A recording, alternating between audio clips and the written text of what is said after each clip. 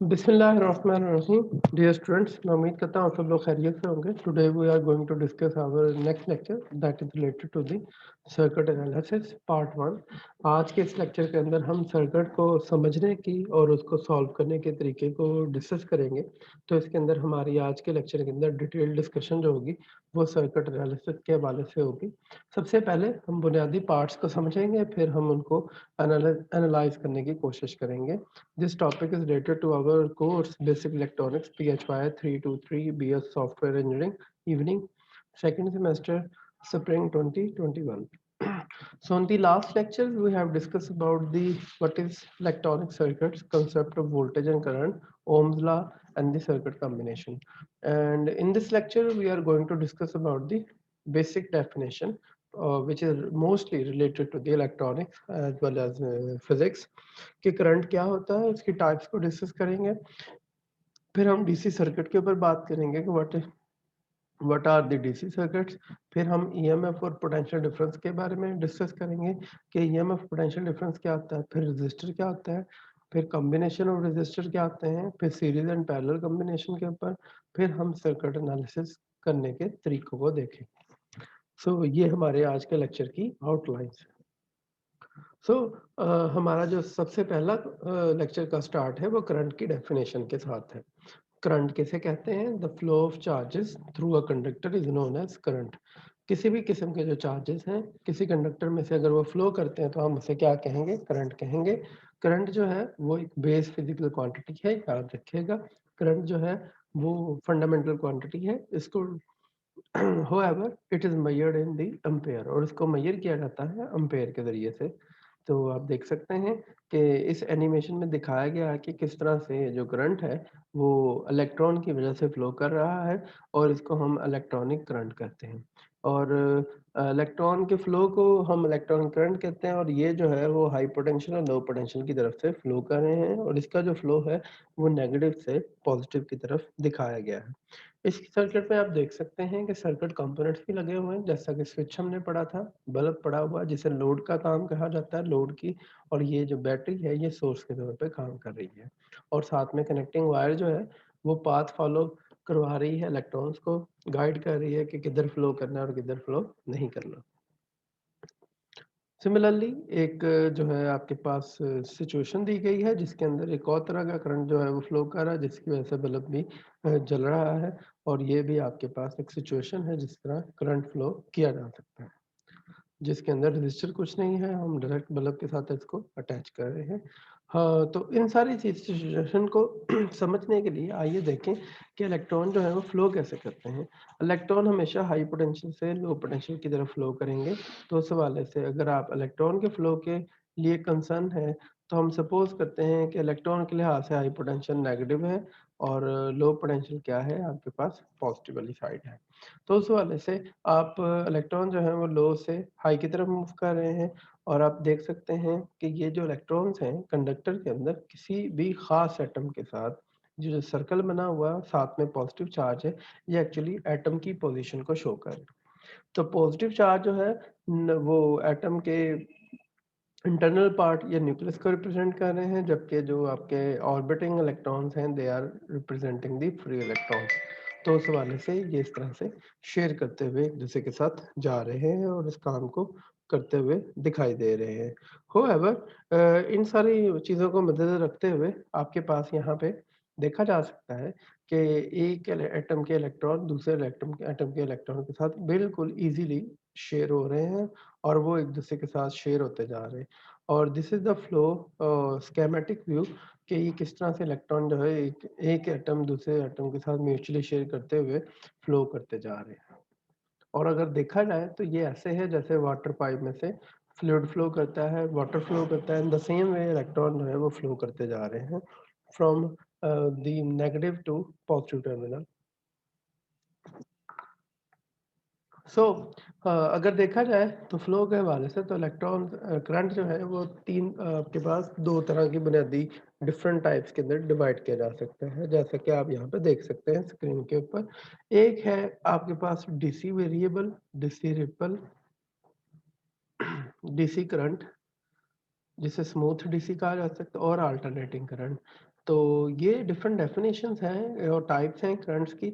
और अमूमी तौर पे देखा जाए तो करंट की 2 ही टाइप्स बनती हैं। अगर हम इनको विजुलाइज़ करने की कोशिश करें तो एक है एसी करंट और एक है डीसी करंट। डीसी करंट और एसी करंट में जो है वो थोड़ा-सा डिफरेंस है। एसी करंट के अंदर कभी करंट नेगेटिव से पॉजिटिव फ्लो करेगा और कभी पॉजिटिव से नेगेटिव की तरफ फ्लो करता है। जबकि डीसी करंट के अंदर हमेशा जो करंट का फ्लो है वो एक डायरेक्शन में रहेगा और करंट की जो साइन है करंट का वो अगर पॉजिटिव है तो थ्रू आउट पॉजिटिव रहेगा जितना मर्ज़ी टाइम गुज़र जाए, और जबकि अगर नेगेटिव है तो वो थ्रू आउट क्या रहेगा? नेगेटिव रहेगा। जैसा कि आप ऊपर वाली एनिमेशन में देख सकते हैं, आपके पास जो वैल्यू है वो वेरी कर रही है। ये पॉजिटिव है और ये नेगेटिव, ये पॉजिटिव और ये नेगेटिव, जबकि इसमें ये पूरे साइकिल क्या है? पॉजिटिव साइन रखा है। और ये टाइम है एक्स एक्सिस के ऊपर, वाई एक्सिस के ऊपर एम्पलीट्यूड है, वो करंट और वोल्टेज में से कुछ भी हो सकता है और उनके साइंस की वैल्यू है। तो ये अल्टरनेटिंग हो सकते हैं, ये आपके पास क्या हो सकते हैं? कांस्टेंट रहेंगे। सिमिलरली वी कैन अंडरस्टैंड कि ये अल्टरनेटिंग करंट जो है वो किस तरह से अपनी डायरेक्शन को चेंज करते हैं और इलेक्ट्रॉन कैसे फ्लो को चेंज करते हैं।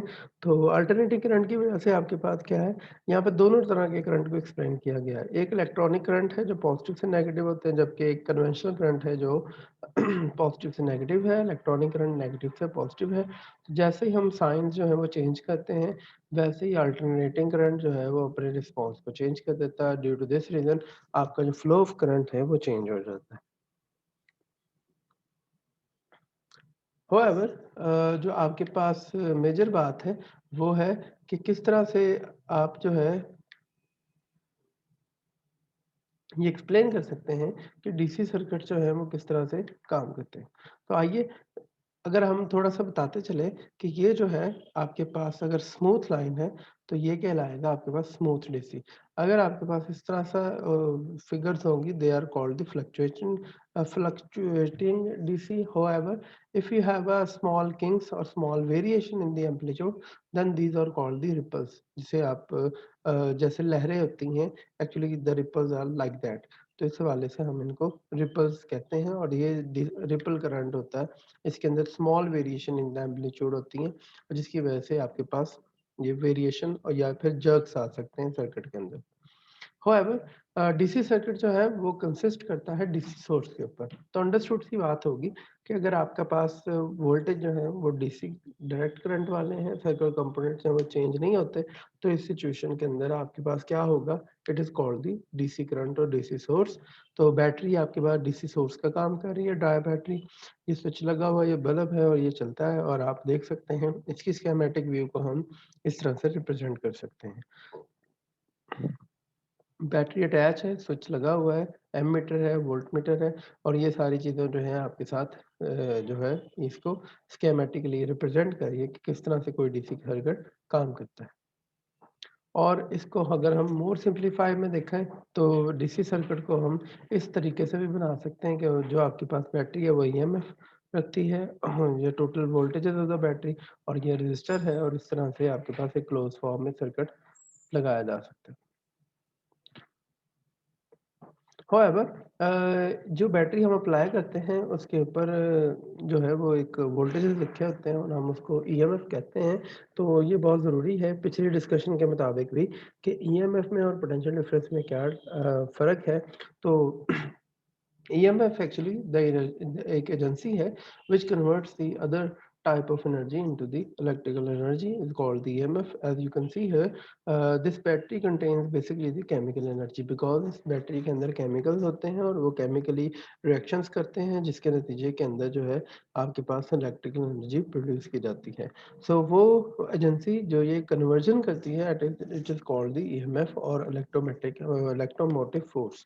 Actually what battery do with the charges, so you can see in this schematic view what is happening here. जब किसी पूरे सर्किट के अंदर चार्ज घूम के आता है तो वो अपनी एनर्जी लूज कर जाता है। Then again this battery provide some additional energy to the charges, जिसके नतीजे के अंदर वो चार्जेस जो है वो अगेन हाई एनर्जी के साथ फिर फ्लो करते हैं जिसे आप हाई पोटेंशियल कहते हैं। ड्यू टू दिस रीजन आपके पास जो चार्जेस होते हैं वो हाई पोटेंशियल से लो पोटेंशियल की तरफ मूव करते हैं। Depending upon the nature of the charges potential की वैल्यू चेंज हो सकती है। अगर आपके पास पॉजिटिव चार्ज है तो उसके लिए हाई पोटेंशियल होगा पॉजिटिव साइन, जबकि अगर आपके पास नेगेटिव इलेक्ट्रॉन टाइप चार्जेस हैं तो उनके लिए जो हाई पोटेंशियल होगा that will be the minus terminal of the battery. तो उस हवाले से आप देख सकते हैं कि बैटरी इनको एक्साइट कर रही है और एज वेल एज इनके साथ इनको एक्स्ट्रा एनर्जी प्रोवाइड करती है।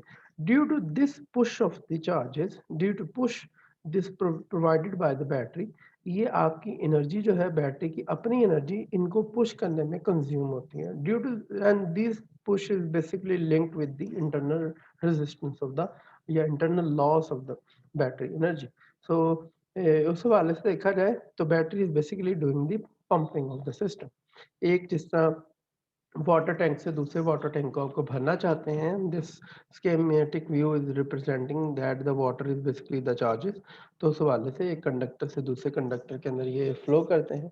तो ये पंप जो है एक्चुअली फ्लो को स्ट्रीमलाइन करने की कोशिश करता है। तो ये पंप अपनी ही एनर्जी को भी कंज्यूम करेगा due to the flow the to control the flow of the water. So that is why यहाँ पे आपके पास जो है इस फ्लो की वजह से ये सिचुएशन जो है वो कंट्रोल और एक्स्ट्रा एनर्जी वर्क करना पड़ता है जो चार्ज पे किया जाता है, जिसकी वजह से इंटरनल लॉसेस वगैरह जनरेट होते हैं। However, अगर आप ये समझना चाहें कि फिर पोटेंशियल डिफरेंस क्या होगा, then the potential difference across the terminal of the battery as the current flow through the circuit is called the voltages। जब सर्किट में से करंट फ्लो कर जाता है तो वो वोल्टेजेस जो बैटरी के टर्मिनल पे आ जाते हैं they are called the voltages और द पोटेंशियल डिफरेंस। सो उस हवाले से आप जैसा कि इसको देख सकते हैं, अगर बैटरी के ऊपर लिखा गया है कि दिस इज द 12 वोल्ट्स, तो that will be there EMF. आप जब इस बैटरी को कनेक्ट करके चेक करने की कोशिश करेंगे तो it will be the less than 12 volts. ऐसा नहीं है कि आपको बैटरी गलत दी गई है या अच्छी नहीं दी गई या उसकी क्वालिटी अच्छी नहीं है, बल्कि ऐसा इसलिए है क्योंकि इंटरनल लॉसेस की वजह से आपके पास यहाँ पे यहाँ पे इंटरनल लॉसेस हैं और इस वजह से ये काम आपके जो वोल्टेजेस हैं वो कम आ रहे हैं। तो इसका मतलब फिर हमें डिफरेंशिएट करना पड़ेगा कि ईएमएफ किसको कहते हैं और वोल्टेजेस किसको कहते हैं। तो उस वाले से देखिएगा, EMF of the cell is the maximum potential difference between the two electrodes of the cell when the cell is in the open circuit. याद रखिएगा, ईएमएफ जो है सेल की वो है जिसके अंदर आपके पास ओपन सर्किट वोल्टेज के दौरान जो है वो आपके पास वोल्टेजेस होते हैं सेल के ऊपर या सेल के ऊपर लिखे गए होते हैं, they are called the EMF of the cell. However, the potential difference between the 2 points is the difference between the potential between the two points। और ये उन दोनों के दरमियान एनर्जी का पोटेंशियल कह सकते हैं आप या पोटेंशियल होता है जो कि क्लोज सर्किट की वजह से होता है। EMF is independent of the resistance of the circuit. EMF जो होती है वो सर्किट की रेजिस्टेंस पे डिपेंड नहीं करती, that is very important point, and it depends upon the nature of electrode and the electrolyte. तो ये सिर्फ इलेक्ट्रोड्स जिससे बैटरी के टर्मिनल बनाए गए हैं और इलेक्ट्रोलाइट बैटरी के अंदर सोल्यूशन कैसा है उसके ऊपर डिपेंड करते हैं। However, जबकि पोटेंशियल डिफरेंस जो होता है it depends upon the resistance between the 2 points of the circuit and the current flowing through the circuit. तो ये जो है ये 2 पॉइंट्स के दरमियान करंट जितना फ्लो करता है और उसके करंट के ऊपर डिपेंड करता है। The term EMF is used for the source of current. Actually, this is used for the source of current, and the potential difference can be measured between any two points of the circuit. So this is basically the cause that ये basic बुनियादी वजह है जो कि current को produce करते हैं। However, it is the effect। और करंट के बहने की वजह से जो पोटेंशियल डिफरेंस क्रिएट होना शुरू हो जाता है, तो ये जो है आपके पास ये पोटेंशियल डिफरेंस कहलाता है। However, the फार्मूला जो है वो आपके पास होता है, इसको E से रिप्रेजेंट करते हैं जिसे हम एप्सिलॉन भी कहते हैं, is equal to I multiply by the R is the total resistance of the circuit plus internal resistance of the circuit. और however, जो आपके पास पोटेंशियल डिफरेंस का फार्मूला है that is very simple, V is equal to IR, और ये उस वाले से कैलकुलेट किया जाता है।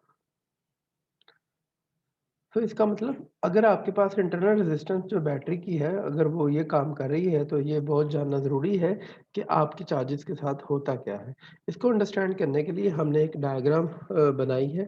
आइए आपको स्टडी कराते हैं कि ये किस तरह से काम करती है। If the internal resistance is 0 then the terminal voltage is equal to the EMF. In real battery there is internal resistance R, small R, और टर्मिनल वोल्टेज होते हैं वो हमेशा ईएमएफ वाले वोल्टेज से क्या होंगे, हमेशा थोड़े होंगे। और delta V is equal to epsilon minus I R. The EMF is equivalent to open circuit voltage, जबकि ईएमएफ हमेशा ओपन सर्किट वोल्टेज के बराबर होगी। This is the terminal voltage when no current is in the circuit and this is the voltage labelled on the battery. जैसा कि हमने पहले भी डिस्कस किया, तो ये वो वोल्टेजेस होंगे जो बैटरी पे लेबल किए जाते हैं। So the actual potential difference between the terminal of the battery and the battery depends upon the current in the circuit। तो ये एक्चुअली तौर पे जो पोटेंशियल डिफरेंस होता है वो टर्मिनल ऑफ द बैटरी के दौरान वो उसके सर्किट के करंट पे डिपेंड करेगा। जितना ज़्यादा करंट आप ड्रॉ करेंगे उतना ज़्यादा पोटेंशियल डिफरेंस लूज करता जाएगा, जो फॉल करता जाएगा। तो इस वजह से ये काम ऐसे हो रहा होता है। आइए इन सारी सिचुएशन को देखने के लिए हम फिगर नंबर ए को देखते हैं सबसे पहले। This is the figure number A and this is very simple circuit है। दिस फिगर नंबर ए जो है, इसके अंदर हमने एक बैटरी लगाई हुई है और इस बैटरी को हमने डॉटेड लाइन के साथ शो करवाया हुआ है कि इसके दो पार्ट्स हैं। पहला हिस्सा वो है जो कि रिप्रेजेंट करता है ईएमएफ ऑफ द बैटरी, और जो ये छोटे वाली रेजिस्टेंस है जो शो कर रही है कि ये बैटरी की क्या है, इंटरनल रेजिस्टेंस। हाउएवर, आप जब इस बैटरी को लिंक करेंगे किसी एक्सटर्नल रेजिस्टेंस के साथ तो वो है जी कैपिटल आर। और हमने ये स्टडी करना है कि किस तरह से आपके पास जो है बैटरी में से करंट फ्लो करता है और किस हवाले से ये आपके पास फ्लो करेगा। अगर हमारे पास इलेक्ट्रॉनिक करंट है तो हम क्या करेंगे, इलेक्ट्रॉनिक करंट होने की वजह से इसको इस अंदाज में फ्लो करवाएंगे। आपका करंट फ्लो करेगा फ्रॉम ए टू डी, और आप देखेंगे कि कंप्लीट साइकिल के दौरान ये किस तरह से अपनी पोजीशन और किस तरह से अपनी एनर्जी को लूज करता है। जैसा कि आपने पहले एनिमेशन में देखा था कि बैटरी जो होती है वो चार्ज पे पुश का काम करती है, वर्क डन करती है। तो आइए ए जब आपके पास मौजूद है तो उसके मुताबिक देखा जाए तो यहाँ पे हमने अगर इस लूप के मुताबिक लें तो हमारे पास सिचुएशन ये है कि हमने कन्वेंशनल करंट यूज़ किया हुआ है। अगर आप जैसे कि जो पर्पल एरो लगे हुए हैं अगर आप उनको गौर करें तो ये पॉइंट कर रहे हैं कि आपके पास यहाँ पे एरो क्या है जी, ये पर्पल कलर का है। तो इसका मतलब करंट किधर को फ्लो कर रहा है, current is flowing from this path to this path. So let's start with the A position है। तो ए पोजीशन से आप स्टार्ट करते हैं और ए पोजीशन जो है that is the low potential. क्योंकि हम पॉजिटिव साइकिल कंसीडर कर रहे हैं करंट का, तो ये क्या होगी, लो पोजीशन, लो पोटेंशियल। जब पोटेंशियल लो होता है तो आपके पास जो एनर्जी है वो भी क्या होगी, लो होगी चार्जेस के बारे में। तो ए पे आपके पास पोटेंशियल क्या है, that is low. Low potential mean zero value. तो अलोंग हम एक साथ साथ ग्राफ भी बना रहे हैं जो समझ रहा है हमें बताएगा कि हमारा पोटेंशियल और हमारा जो पोजीशन है वो कैसे वेरी करती है। सो this is the graph between the potential as well as the position of the charges। Sir A से हमने स्टार्ट किया तो ए की वैल्यू है जी 0 पे, तो this is the basically the low potential. और आप बी पे पहुंचते हैं तो this is the maximum potential. So this maximum potential keeps you to the EMF of the battery. और ये वैल्यू तब तक बी से सी तक पोटेंशियल सबका क्या है, सेम है। तो इसके अंदर किसी किस्म की कोई चेंज नहीं होगी। सो that is why this is represented by the straight line है। जैसे ही हम सी से डी को क्रॉस करेंगे तो चार्जेस जो है इस रेजिस्टेंस की वजह से अपनी कुछ ना कुछ एनर्जी जो है इसको डिलीवर कर देंगे। Due to delivering of the energy to this internal resistance, इनके पोटेंशियल डिफरेंस क्या होंगे, इनकी जो बस जो एनर्जी है जो कैरी की हुई है वो डिक्लाइन कर जाएगी, जो कि बराबर होगी स्मॉल आई आर के प्रोडक्ट के बराबर। तो with the passage of time ये डिक्लाइन कर जाएगी और you will go for the D position.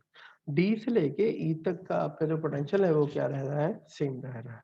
सो ई से जब आप एफ की तरफ आएंगे तो again you will feel that कि आपके पास ये वैल्यू सारी की सारी डी से ई तक सेम है।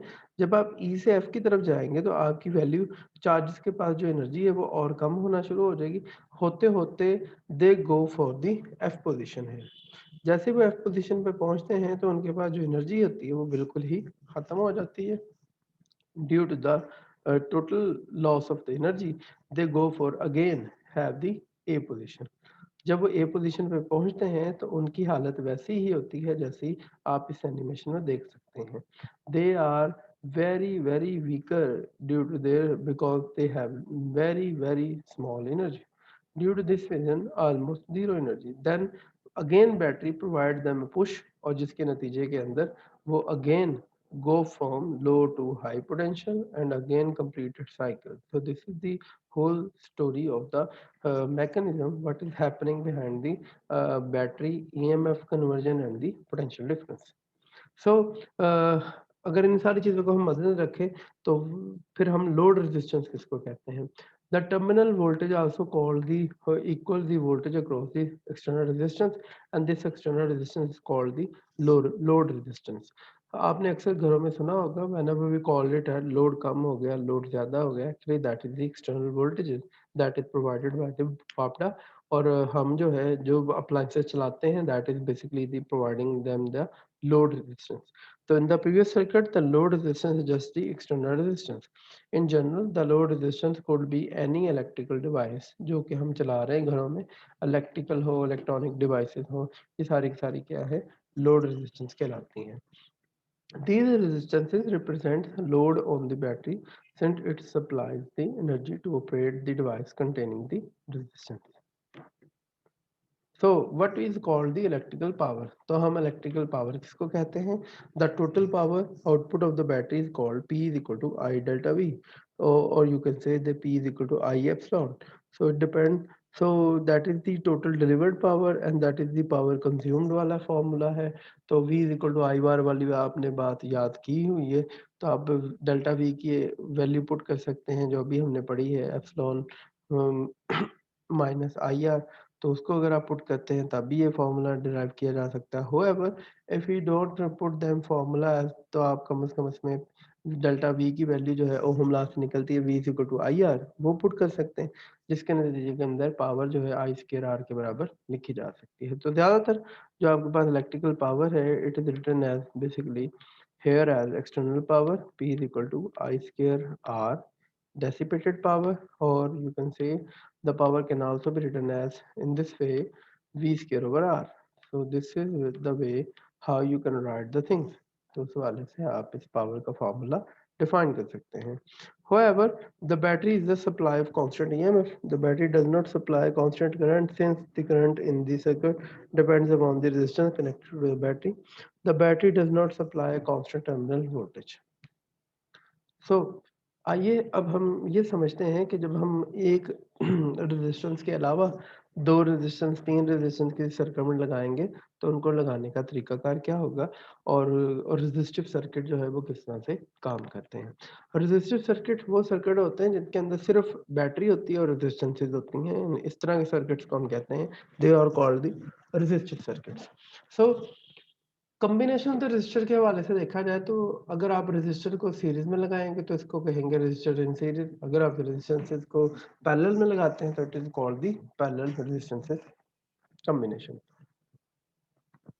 सो ऐसी सिचुएशन व्हेन द टू और more resistance are connected end to end मतलब एक रेजिस्टेंस खत्म हो रही है उसके साथ ही दूसरी रेजिस्टेंस आप शुरू कर देते हैं तो such type of the connection is called end to end connection और इसको हम सीरीज कनेक्शन कहा जाता है। For a series combination of the resistor, the current are the same in all the resistance because the amount of the charge that passes through one resistance must pass through the other resistance in the same time interval.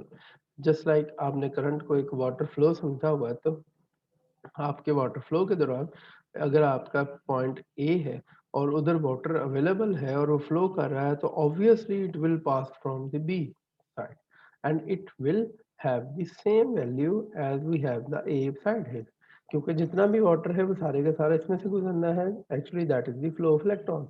जितने electrons यहाँ पे थे वो सारे के सारे इधर से होके दोबारा बैटरी के पास जा रहे हैं। That mean no one will leave left with the other type of the component. ना ही इसके अंदर किसी जगह कैपेसिटर है, ना ही इसकी जगह इंडक्टर है जिसने किसी जगह चार्ज को स्टोर कर लेना है। सो दैट इज व्हाई, तो उस हवाले से आपके पास ये सारे के सारे जो है सीरीज में क्या रहेंगे, करंट सेम रहेगा। So the potential difference will divide among the resistance such that the sum of the potential difference across the resistance is equal to the total potential difference across the combination. तो जितना हमारा total potential difference है वो इन सारे resistances के सम के बराबर होगा। And according to Ohm law you can apply here that current जो है वो दोनों बराबर है आई के, and delta V is basically equal to delta V one plus delta V two. इसका भी करंट आई, इसका भी करंट आई, तो करंट हम जो है कॉमन ले सकते हैं, और delta V is equal to I R one plus R two. So by dividing the delta V over R1 plus R2, you can write them as equivalent resistance. So this equivalent resistance equal to R1 plus R2 up to so on. So if you have two resistances, then this will be the formula like R equivalent is equal to R1 plus R2. If you have many resistance, then you can add it here as R1, R2, R3 up to so on. तो इस तरह से आप इसको easy तरीके से solve कर सकते हैं। और एक इम्पॉर्टेंट बात ये कि अगर आपका जो हमेशा इक्विवेलेंट या टोटल रेजिस्टेंस होगी वो इंडिविजुअल रेजिस्टेंस से हमेशा क्या होगी, ज़्यादा होगी for series combination. Series combination के अंदर टोटल रेजिस्टेंस हमेशा इंडिविजुअल रेजिस्टेंस से क्या रहेगी, ज़्यादा रहेगी। और किस तरह से हम अब अमूमी तौर पे सर्किट्स के अंदर करेंगे, बज़ाहिरी तौर पे हमें चीज़ें यूँ नज़र आती हैं, जैसा कि आप इस फिगर नंबर ए में देख सकते हैं। बैटरी को आपने 2 बल्बों के साथ जोड़ा है, and these bulbs are actually load number 1 and load number 2, और you can call it as load resistance number 1 and load resistance number 2. So this is the battery and this is the load resistance number 1, the load resistance number 2, and this both can be added in terms of equivalent type, और इस तरह से हम इन सारी चीज़ों को combine कर सकते हैं। सो इस तरह आप इनको रिप्लेस करके एक इक्विवेलेंट रेजिस्टेंस के साथ कर सकते हैं, जो कि आपके जो सर्किट है उसको सिंप्लीफिकेशन प्रोवाइड करते हैं। Similarly, you can also do the same situation with the parallel circuit. If you have two bulbs which are connected in the parallel combination, then the voltages in the parallel combination will become the same. अगर यहाँ positive terminal है तो यहाँ पे positive होगा, इधर भी positive होगा, and throughout the terminal they will be get the negative और लो पोटेंशियल। उस वजह से आपके जो करंट्स हैं वो ब्रेक हो जाएंगे, जबकि पोटेंशियल डिफरेंस क्या रहेंगे, सेम रहेंगे। Due to the potential difference the same, by applying the Ohm's law we got the formula like this way. So the total current will be equal to the I is equal to I1 plus I2. By using this relationship we got this formula as a parallel resistance. So equivalent resistance will become 1 over R equivalent is equal to 1 over R1 plus 1 over R2, R2, 3 up to so on. तो उस हवाले से इस combination की खासियत ये है कि आपका जो टोटल आंसर होगा it will always less than the individual answer.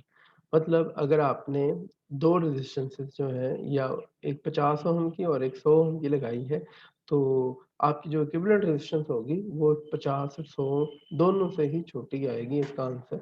So the equivalent is always less than the smallest resistance in the group. तो याद रखिएगा ये हमेशा आपको छोटी वैल्यू ही देगा।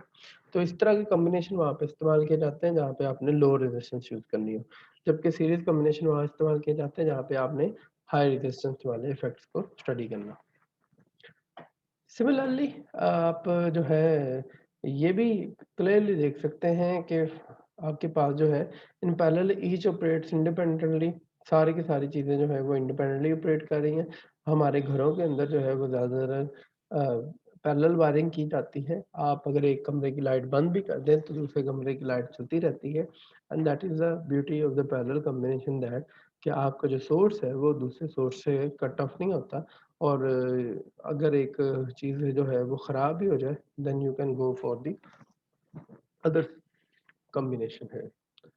So now we are able to understand that how we can understand the analysis of the circuit.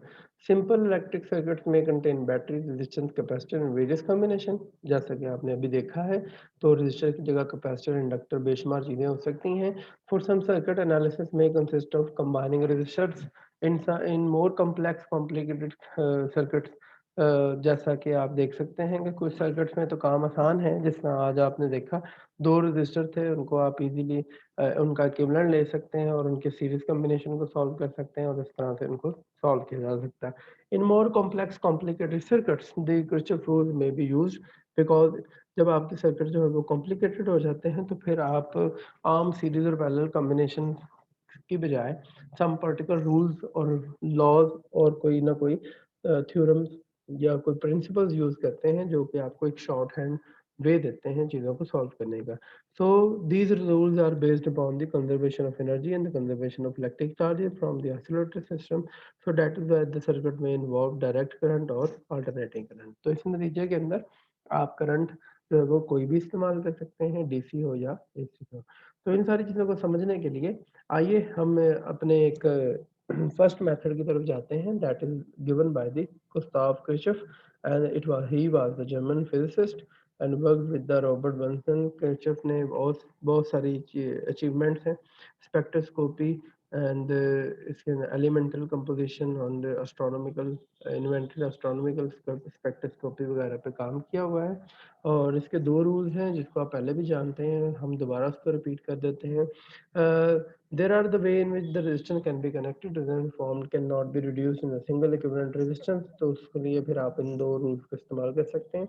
The first rule is known as junction और node rule, जिसे आप node rule या nodal analysis भी कहते हैं, and जिसे आप KCL के नाम से भी जानते हैं.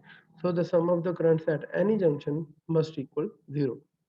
It is called junction rule or node rule. So a statement of, actually this is the statement of conservation of energy, or sorry, conservation of charges. The current directed into the junction are entered into the equation as positive, while the current leaving are taken as negative. So as you can see here in this figure, आपका जो entering current है वो हमेशा इस junction के ऊपर, junction से मुराद होता है वो पॉइंट जहाँ पे 2 चीजें मिलती हैं, it is called the junction, या फिर नोड कहा जाता है, जिससे जहाँ से 2 चीजें या 3 चीजें एक कॉमन पॉइंट पे इकट्ठी हों उसे हम नोड कहते हैं. So as you can see here on this point, आपके पास जो है I1 इस पॉइंट की तरफ आ रहा है, I2 इससे परे जा रहा है, तो हम I1 को पॉजिटिव लेंगे, I2 और I3 को क्या ले रहे हैं, नेगेटिव लेते हैं. तो mathematically we can write them as I1 minus I2 minus I3 is equal to 0. However, we can take the reverse of them. अगर आप I2 और I3 को पॉजिटिव ले रहे हैं और I1 को नेगेटिव ले रहे हैं, तो आप जैसे नेगेटिव साइन कॉमन लें तो ये सिचुएशन भी बन सकती है.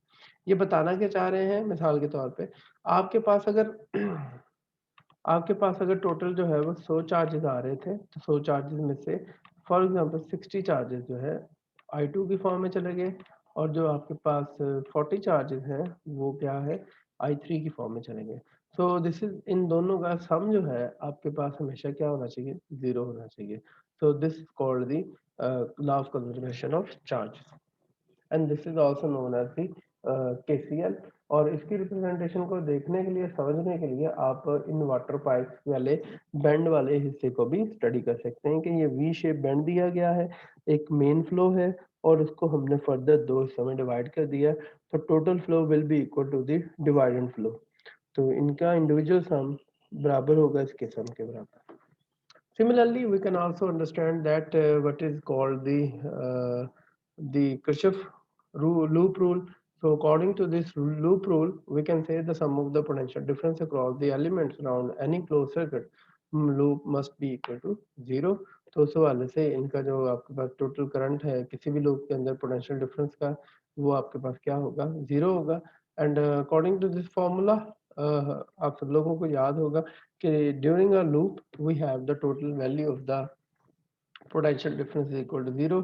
So in this circuit A, if इसके लिए हमने एक छोटी सी ऑब्जर्वेशन सिर्फ रखी हुई है जो चीज़ों को याद रखने के लिए काम आती है, वो ये है कि इसके अंदर ये होता है कि आपने अगर हाई से लो की तरफ जाना है या लो से हाई की तरफ जाना है, तो आपने सिर्फ पोटेंशियल डिफरेंस के नोट करना है।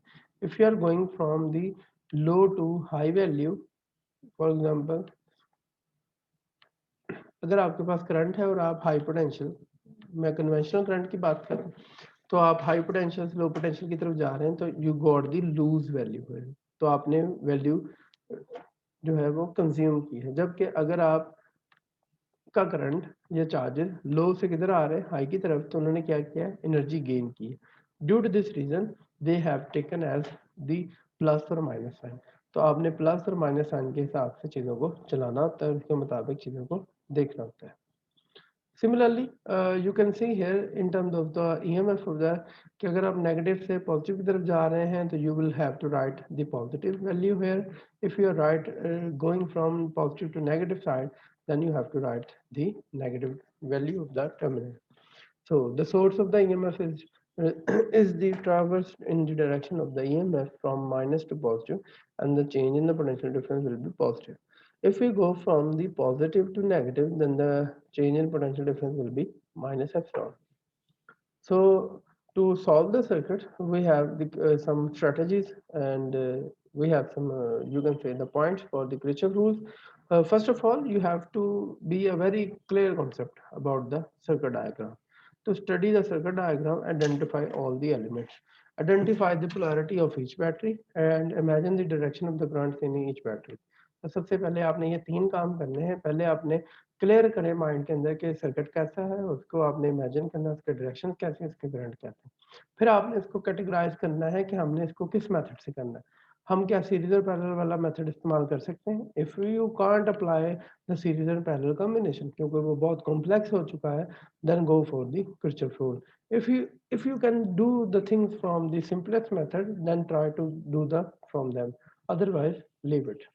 So here are some points to analyze the circuits, and these points will be discussed in the next lecture, inshallah. So finally, you have to check your answer and all this thing. So in the next lecture, we will discuss about the remaining part of the lecture. तो मैं उम्मीद करता हूँ कि आपको इस lecture की समझ आई होगी। फिर भी किसी किस्म का कोई क्वेश्चन आंसर सेशन हो, तो आप हमारे interactive session, zoom meeting, WhatsApp group और यूट्यूब कमेंट सेक्शन को ज्वाइन कर सकते हैं। अपना सब लोग ख्याल रखिएगा जी। अल्लाह हाफिज़।